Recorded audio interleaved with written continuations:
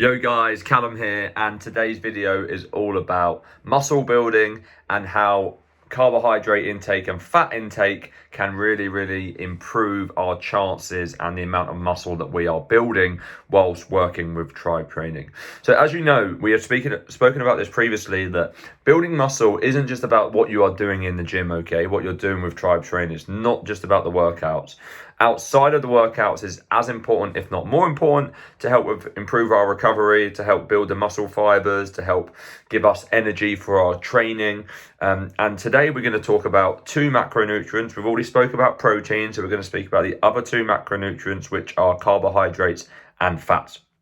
Carbohydrate is our body's main source of fuel, and the way I like to explain it is by using the analogy of the petrol tank in our car and how we have to fuel in accordance to the length of our journey. And muscle building is very much like we are driving from London to Edinburgh. Muscle journey, that's a long drive. It is 500 plus miles, and it's going to take a long time. Therefore, you need a lot of fuel in the tank. And the same goes for muscle building. We want to be eating on a regular basis carbohydrates, because carbohydrates are the body's main source of energy. We use glycogen, break down glycogen and use it for the working muscles, energy systems, which I'm not going to kind of go into the science behind it. But if we look at fueling in accordance to our goal, we are the engine and the car that is consistently driving to Scotland, okay? So we want to make sure that we are fueling ourselves in alignment with our goal. And as you know from the previous videos, to build muscle, we have to be in a calorie surplus, so consuming more calories than the body needs, hitting our protein goals, and then also trying to consume carbohydrates, because they're going to provide us with lots and lots of energy to be able to push hard, to be able to train hard, to be able to progressively overload during your workout. So add more weight to the bar, do more press-ups, do more squats, hold your plank for longer. And progressive overload is really important for muscle building.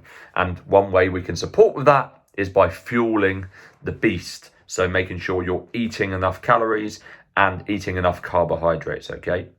So it's really important to fuel for your workouts. And what I say is, which I just mentioned, fuel the beast, okay? To build muscle, we have to train hard consistently. And to do that, we have to fuel ourselves adequately.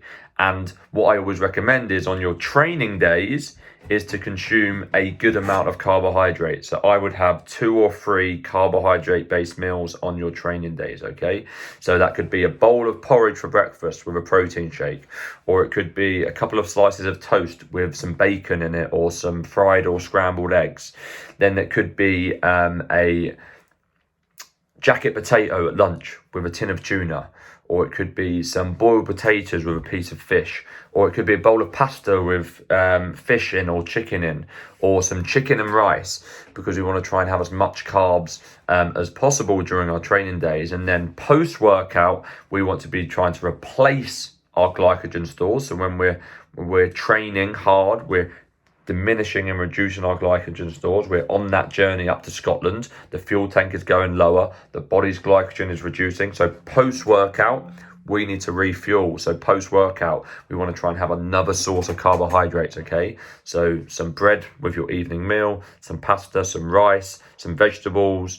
You don't have to have all of them, but try and have a good source of carbohydrates post-workout, okay? So just in summary, with the carbohydrates, they're extremely important for providing the body with energy and to support with recovery, okay? If we can try and consume them regularly and consistently, especially on our training days across 2 or 3 meals, that's really going to help, okay? With our strength, with our performance, with our energy, okay? And that's really important for building muscle. And then post-workout, we want to try and increase our carbohydrate intake to replenish the tank, to refill the body's muscle glycogen, so that when we are training on the next day, either the next morning or the day after or the day after that, we're not entering the workout on empty, okay? Or we're not entering the workout with half a tank of fuel, which will happen if you're not replenishing those carbohydrate sources post-workout. And the second thing I'm going to be talking about today, guys, is the importance of fat intake. So typically in my experience, building muscle is extremely difficult, and it can also be extremely difficult and more challenging if you are a hard gainer. So if you are naturally thin and you are naturally lean and you are naturally tall and you have a very effective metabolism, so you have typically struggled to gain weight in the past, fats are a really beneficial macronutrient to be consuming. And the reason why they're beneficial is because they are 9 calories per gram, whereas carbohydrates and proteins are only 4. So they are over double the amount of calories per gram versus carbohydrates and protein. And the sources of fats that we want to try and include are healthy fats, foods such as nuts, dark chocolate, olive oil, seeds, salmon, mackerel, and things like that, okay? Foods that are typically high in omega-3s, omega-6s.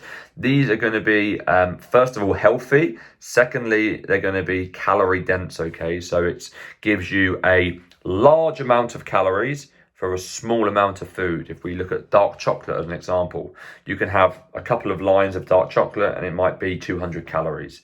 If we look at olive oil, you can have a tablespoon of olive oil and it'll be 120 calories.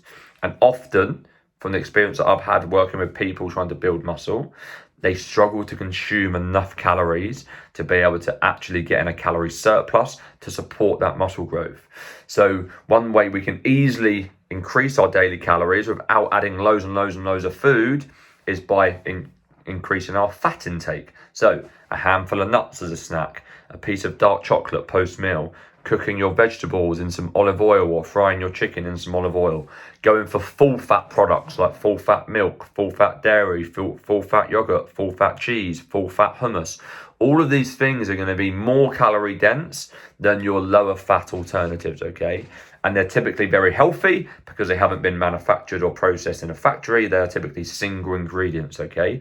So fats are really good and beneficial when you're trying to build muscle, especially if you have previously struggled to build muscle and put on weight, because you might find it difficult to consume the amount of calories that you need to pack on muscle, build muscle, lean muscle. So a good way to try and increase your calorie intake without having crisps, chocolate, KFC, Domino's, and all kind of high calorie processed foods like that is by just increasing your fat intake, the good sources which I spoke about, and that's really going to help, okay? So guys, just a quick summary.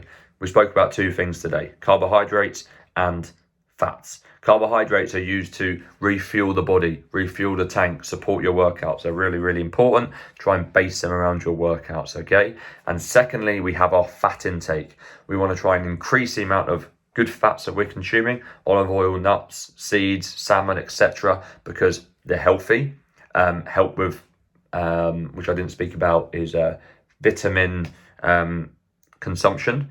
There's over half of the vitamins that we can take on have to be fat soluble. So we have to have adequate fats to be able to consume those vitamins, digest them, and then transport them around the body. So they're also very important for that, okay?